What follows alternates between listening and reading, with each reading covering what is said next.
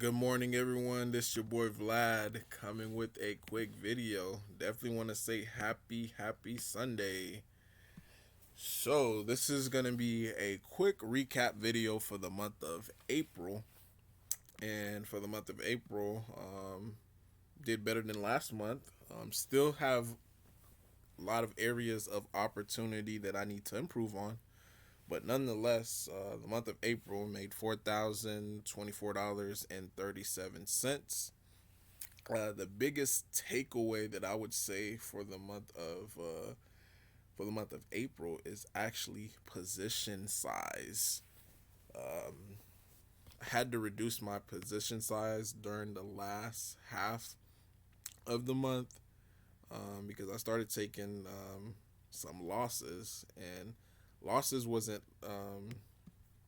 loss that I took wasn't like like a 50 cents, 20 cents, 30 cents, a dollar move or anything like that. It was just a few cents, like 10 cents, 11 cents. But my sizing was really ridiculous. So, OPK, for example, size on that was like 2,700 shares. Uh, so my entry was 186, got out at 198, and with that I lost $336. So let's look at OPK, and really the trade shouldn't even had happened because yeah, I went in, and this was the thought behind it. I saw this as potential resistance right on like the $2.14.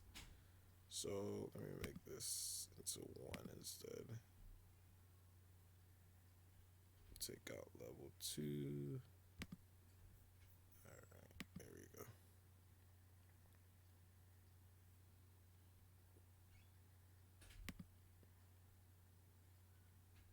This trade happened on the 20th of April. Okay, that's fine. The 20th of April.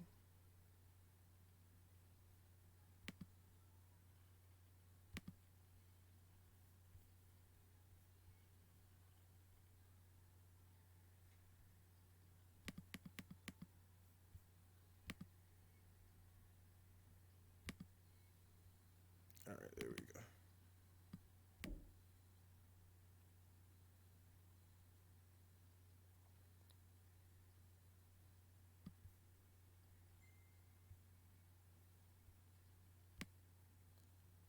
All right, sorry guys. All right, 20th of April.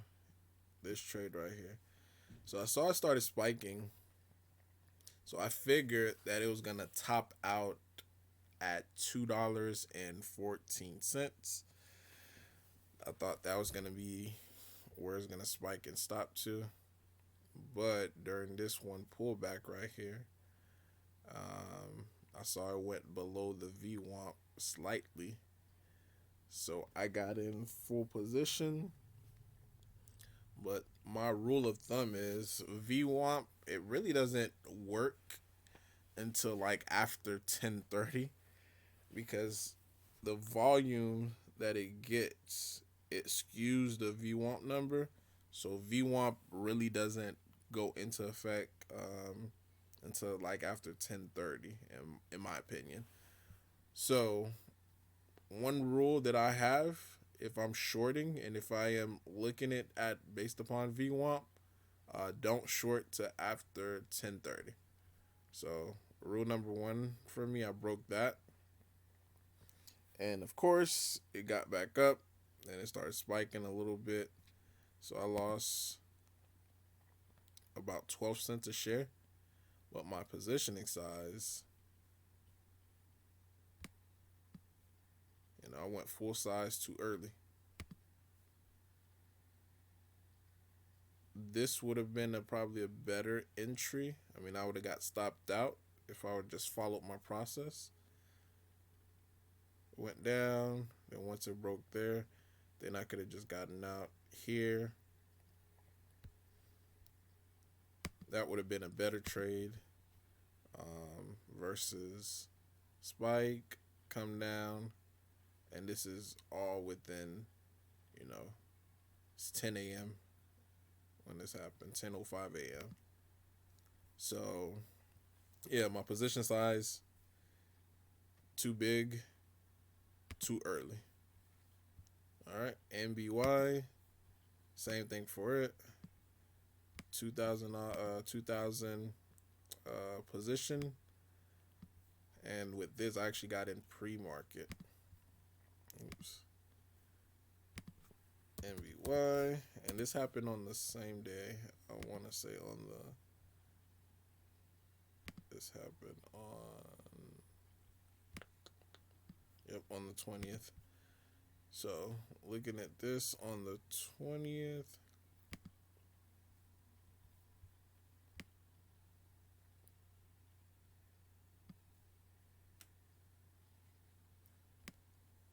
all right, it is right here. Started spiking, and again, this is the something that I just found out. Um, Went full size, like because it was below VWAP pre-market. And next thing you know, had this rip, got out over here.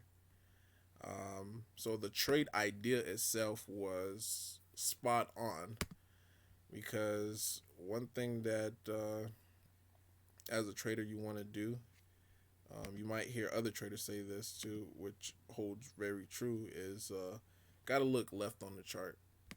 So here, so I had a big day. Um, it did 53 million in volume.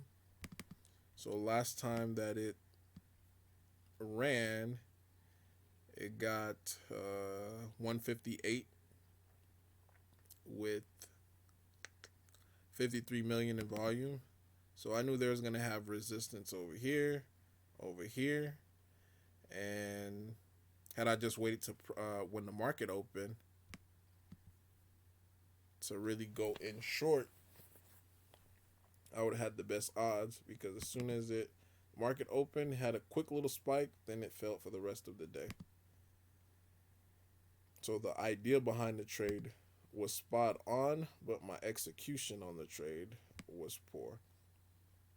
So if you do plan on going start trading pre-market, make sure you do just get a starter size and not a full blown size, because had I been wrong, like completely wrong about the idea of the trade, this could have just easily just squeezed to the 2 to 3s, but it was already up, I think 200% on the day, or 100% on the day at the time, so I wasn't really too concerned because of that.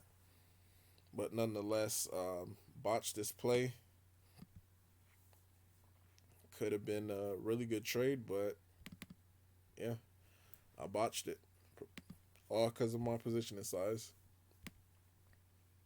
So really, after this two trades that I made, I started dropping my positioning size until I started feeling a little bit more comfortable, which at the very end I did, and that was with what trade that was. There it is, VISL. This was an overnight play. Actually, a breakout, surprisingly, because you guys know how I feel about breakouts. But this had all the right key elements for me, and it was like I really can't pass this one up. So, and I was patient on my entry, but not patient on my exit. So, on, let me show you the chart, the 1 year.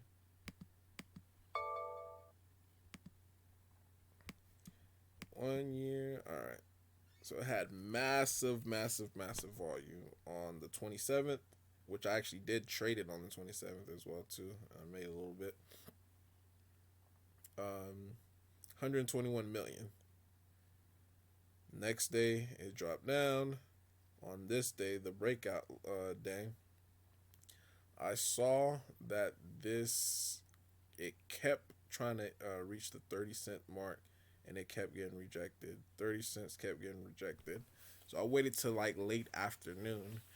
And one thing that I'm starting to see, breakouts tend to work better if it happens in the late afternoon.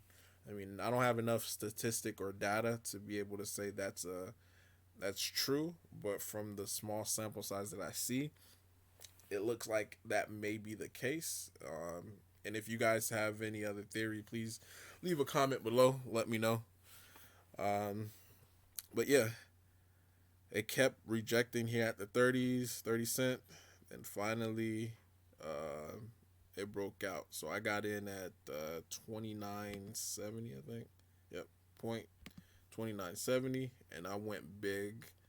Um, when I say big, big in comparison to what I was playing before. Because when I reduced my size down, I don't think I was playing more than $1,500.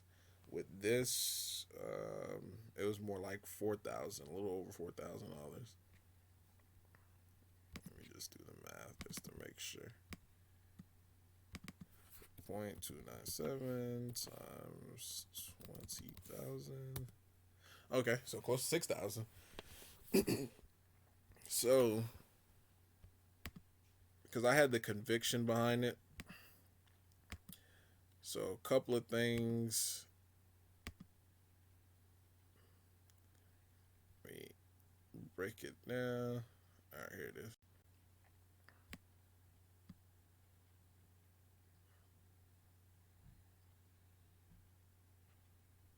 That's the 15 minutes. Let me see if I get the 20-day, 1 minute.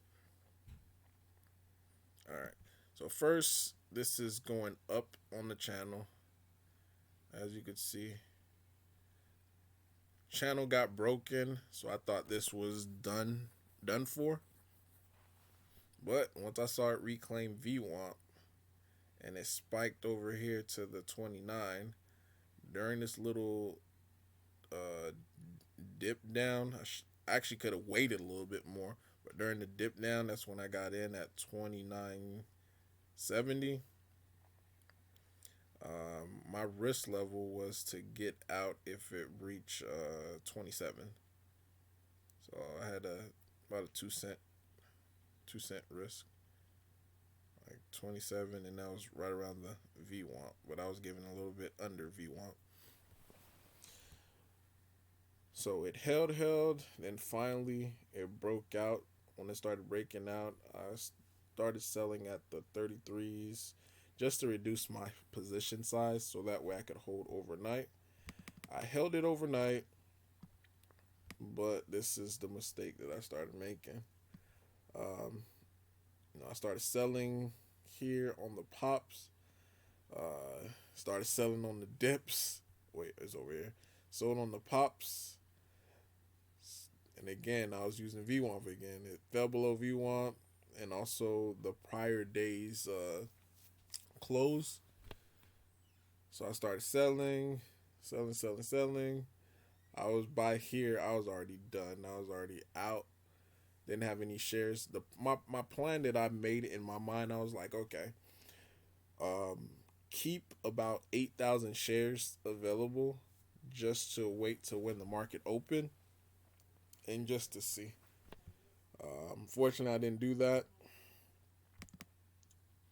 so I missed this whole run right here.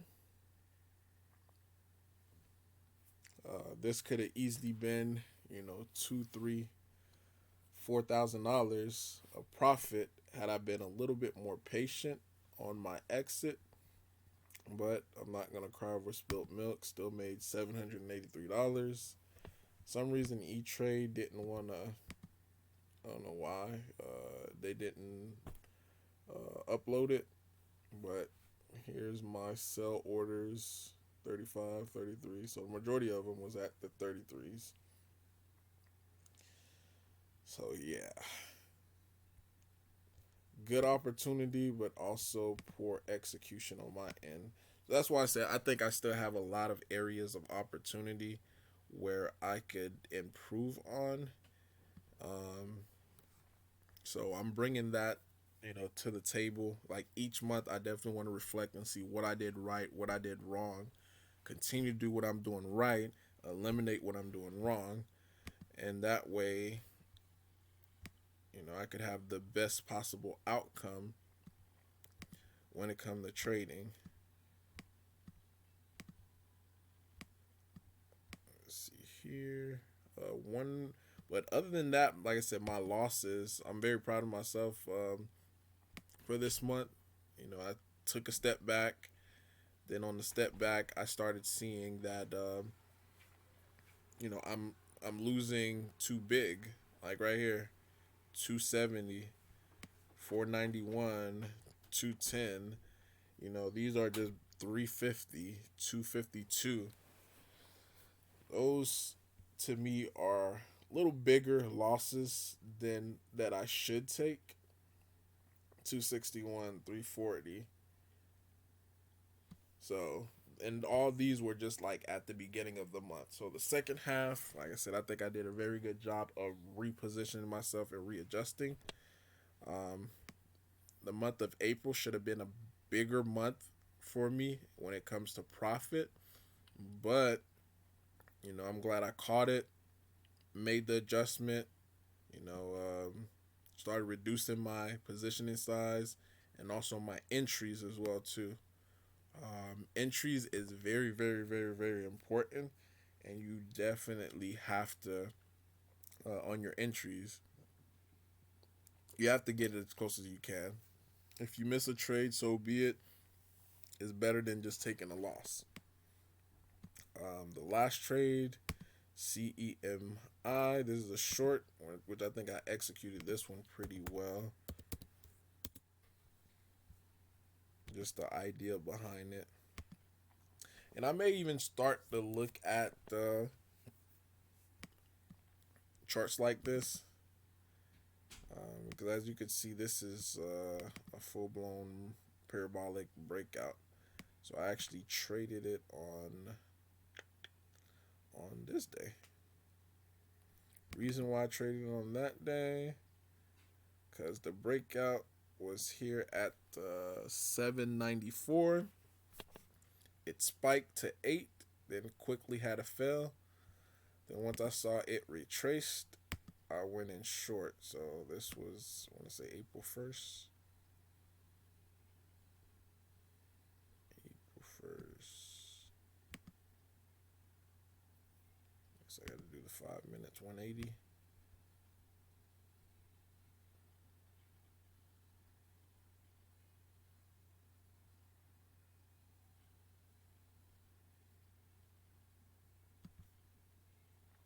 All right, here it is right here.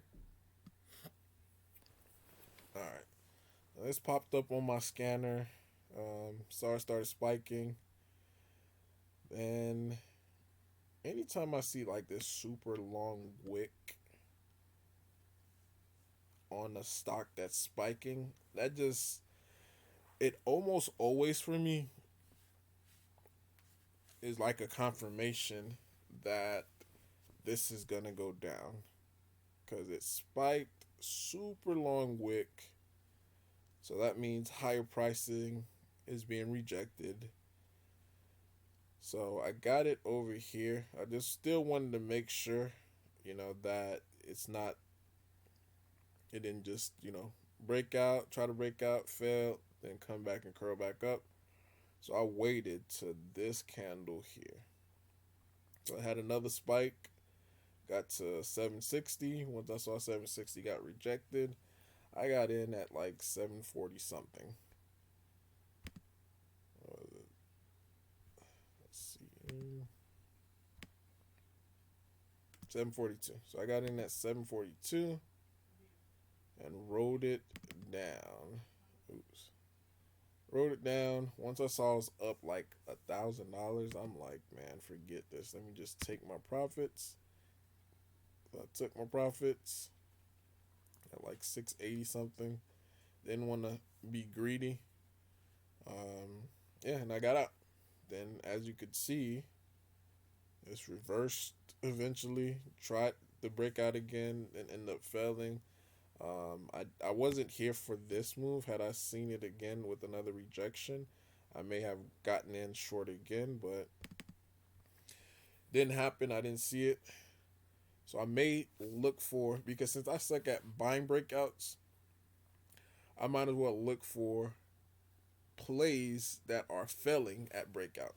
If it fails to break out, go in short, because a lot of time, I know some people when they're buying breakouts, they're buying it at the very top. So once they see that it's breaking out or felt breakout, they're more likely they're gonna sell into the panic as well. And I think this is what happened. They try to buy it here with this long wick, or and once it started failing, then they just started dumping. So yeah, so hopefully this lesson was of value to someone. Positioning size, that does matter. Your entry, that really matters. Um, so if you find yourself start losing, a couple of trades, just reduce your positioning size, and also look at your entry to see whether or not if your entry is the problem or if it's your positioning size. So yeah, this is Vlad signing off. Hope you guys enjoy the rest of your Sunday. Got to get ready to go to church. All right, peace.